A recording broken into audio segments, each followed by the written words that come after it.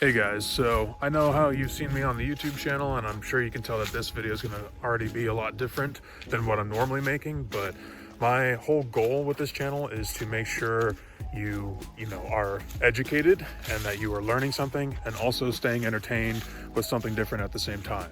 But for this video, it's going to be a bit different, mostly because I'm actually a very busy hacker. I do a lot of work, and I am going through my OSCP right now, as well as some other certifications, and really I have a lot on my plate, and I'm probably gonna have to move to a bit of a bi-weekly schedule. So I hope you all can understand that.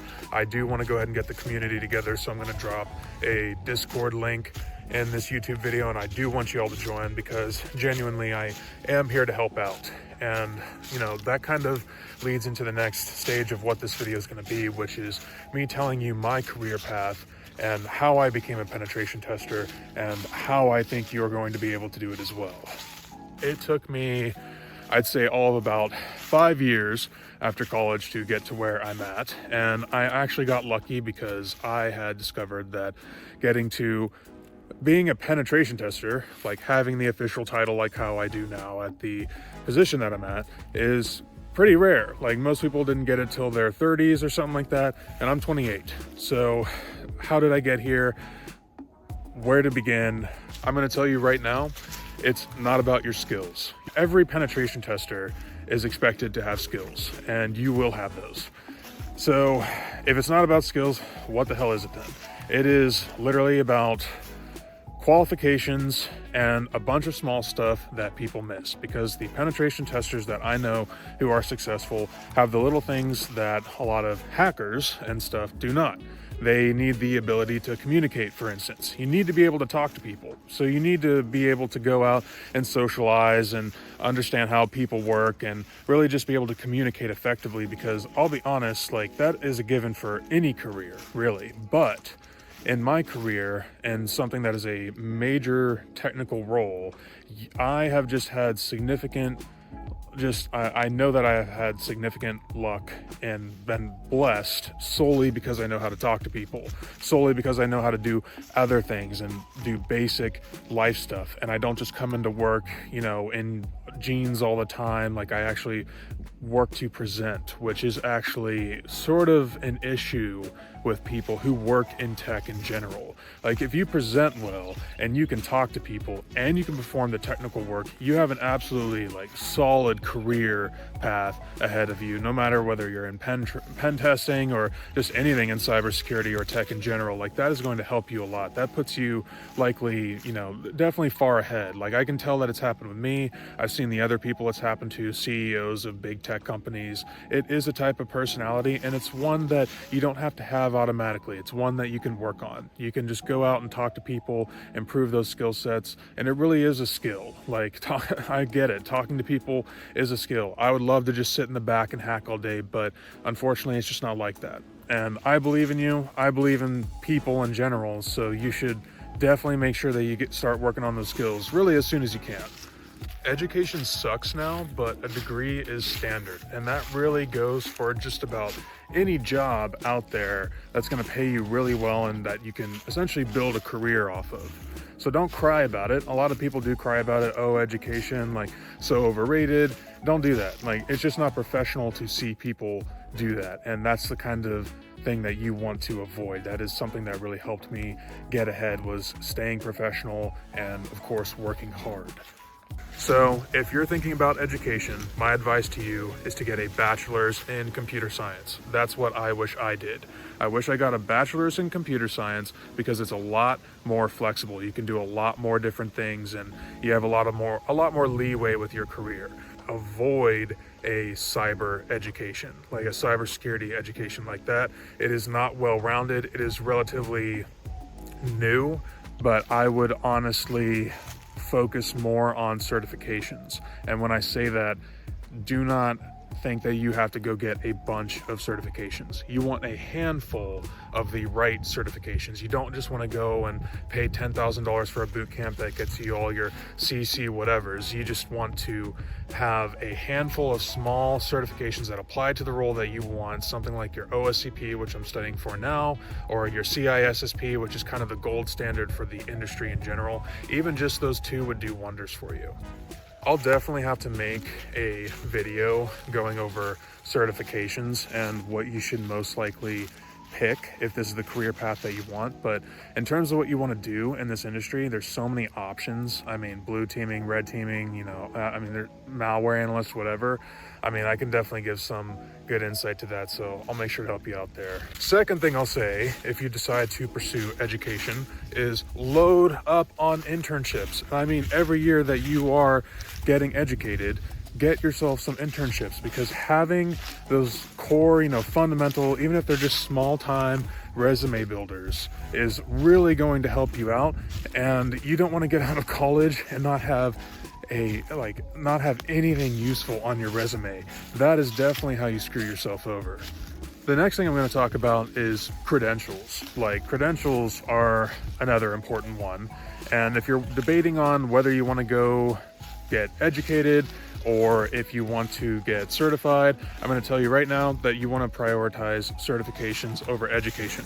There's in fact kind of a stigma, as I came to discover, about education, and there's all sorts of different stigmas around it, but realistically, it's really just going to be a hard job market for everybody for a while. Either way, it's very unpredictable. Every job wants a minimum of 2 years of experience for every entry-level position, and it's quite frankly some BS. I do get that. I get that a lot of people are struggling in this industry right now. Been in the hacking space since high school. I was very clear and upfront about that in my first video, and trust me, seeing this 1 to 2 years of experience thing when I first saw it felt very insulting. But that's just the way it is, and we can't cry about it.